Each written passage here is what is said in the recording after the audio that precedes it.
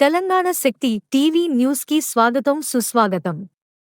మీరు అన్ని వార్తలను మా తెలంగాణ శక్తి దినపత్రికలో కూడా మీరు చదవవచ్చును. అనేక రకమైనటువంటి ఇబ్బందులలో ప్రజలు ఉంటే నిన్న ప్రభుత్వం ఒక పెద్ద సభ పెట్టింది, ప్రధాన ప్రతిపక్షమైన బీఆర్ఎస్ పార్టీ ఇంకొక సభ పెట్టింది.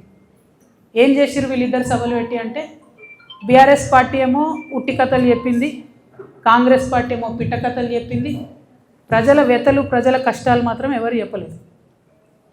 ఇక బీఆర్ఎస్ పార్టీ సభ అయితే జగిత్యాల్లో 75 సంవత్సరాల కురు వృద్ధుని రాజకీయ నాయకుడిని చేర్చుకొని, మరి ఈ సభతోని మీకే 25 సంవత్సరాలు తగ్గిపోయినాయి, మీరే నవయువకుడు, మీరే అద్భుతంగా రాజకీయం చేయాలని చెప్తే, మరి తెలంగాణలో ఉన్న యూత్ అంతా చచ్చిపోయినరా బతుకున్నారా, వాళ్ళ ఫ్యూచర్ ఏంది, వాళ్ళ కథ ఏంది నాకైతే అర్థమవుతుంది.